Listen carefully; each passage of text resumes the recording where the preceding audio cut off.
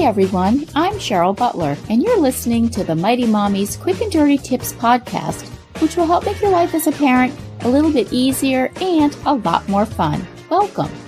Today's episode is number 332, titled 5 Surefire Ways to Say No to Your Kids. Saying no to your kids can be a challenge, but it's absolutely necessary to teach them right from wrong, help them learn boundaries, and, if nothing else, demonstrate that they can't always get their way in life. Sometimes the answer is simply no. It's easier said than done, however. Saying no can often be one of the most difficult things parents have to do. If you waver and your kids learn that your no doesn't really mean no, though, you're going to be setting them up for a very disappointing life. Here are Mighty Mommy's 5 tips for saying no to your children. Tip number 1. Lay the groundwork when things are going smoothly. Depending on your child's age and what the situation might be in which you have to say no, I've had great success by having preemptive conversations at their level in which we discuss things before there's any friction. For example, if you know you're going to take the kids food shopping that afternoon, sit down before you leave for the store and let them know that they'll be going to the store with you. Make it clear that you have a specific list of items that you'll be buying and no extra money in the budget for trying out the latest brand of cereal that they saw on TV. Tell them there won't be any items purchased at the checkout lane either, regardless of how tempting that triple berry bubblegum might look at the time. So, when the colorful cereal aisle beckons, you can simply refer to your earlier conversation and remind them that you agreed there was going to be no food or gum sampling today. Just remember, it's your job to be consistent and stick with the plan, no matter how your 4-year-old acts when you gently remind him to put the chocolate bar back at the checkout lane. Tip number 2. Make no fun with the question game. Often parents have to say no to a request that is harmless, but it's just not feasible.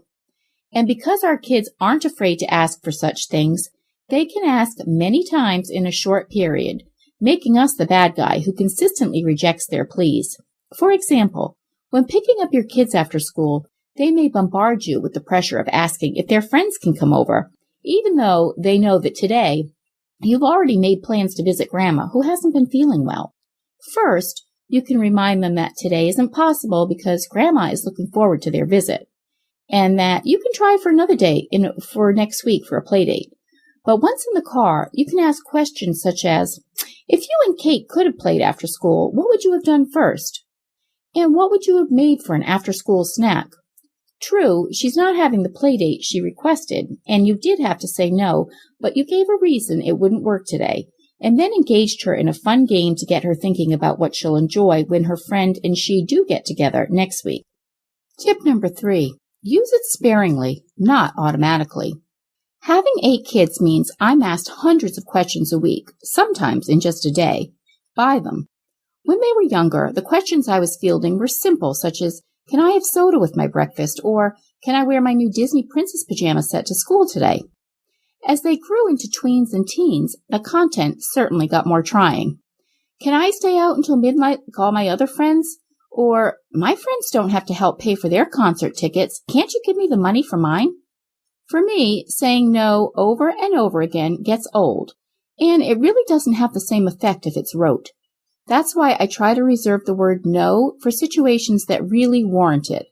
Otherwise, I try to find alternative words to maintain limits, such as maybe another time or let's choose something else. Also, when one of my kids does ask me for something that I think I should consider, I ask them why they want to do this particular activity or why they really need the item that they want me to buy. This way, I'm giving them the opportunity to be heard and not automatically dismissed. For example, my daughter wanted to borrow my new car to attend a friend's graduation ceremony last week. It was being held nearly 2 hours away from where we live, and she couldn't get there any other way, so she wanted to drive herself. Otherwise, she'd have to piece together rides both ways, with people that she didn't really know that well. My first reaction was to say, no way, I've only had my new car for a couple of weeks, and I don't really want you driving it on a long-distance trip. But after I let her explain why it was so important for her to go, I felt good about it, and I was happy to say yes. She's a responsible young adult with a good driving record, so I weighed out the facts and I allowed her to take my new car. She had a great time, drove back safe and sound, and was very appreciative of the fact that I listened to her reasons for wanting to attend the event before being dismissive with a quick no. Tip number 4, turn your no around. Most kids are famous for asking to do something at the most inopportune moment, or doing so in front of their friends, thinking that you'll cave into their request. For example, this past weekend, my 10-year-old son wanted to invite one of his friends over for a sleepover and asked me right in front of the kid, which really put me on the spot. Can Jake sleep over tonight, Mom? We already asked his mom, and she said yes. Don't you just love it? Instead of saying, no, not tonight, I said, yes, Jake can sleep over, but not tonight.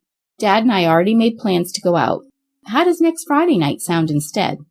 This way, it didn't leave much room for argument, but also didn't embarrass him in front of his friend. It's a win-win.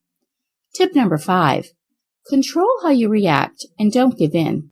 While it's not always easy to say no, it's also our job as parents to set limits and stand by them. If we cave every time our child pressures us by whining, begging, crying, or carrying on, we send the message that their behavior can dictate our parental decisions. We can't control how our child reacts when we say no, but we can control how we as the adult reacts to their emotional outbursts. Firmly and without emotion, tell your child their behavior isn't going to get them what they want and walk away. After you've walked away, do something to take care of yourself, something that will help you deal with the stress or frustration that you're feeling. I usually head out to my garden for a few minutes and weed, or I'll go into the kitchen and get a glass of iced tea, just to remove myself from the situation. This helps me stay calm, and it sends the message to my child that I'm done with the matter and will not be bartering with him for a different outcome. How do you say no to your kids? Share your thoughts with us in the comments section at quickanddirtytips.com/mighty-mommy. Post your ideas on the Mighty Mommy Facebook page, or you can email me at mommy@quickanddirtytips.com. Also, visit my family-friendly boards at pinterest.com/mightymommyqdt. And be sure to sign up for the upcoming Mighty Mommy newsletter, chock full of practical advice to make your parenting life easier and more enjoyable. I hope you and your families have a great week, and until next time, happy parenting!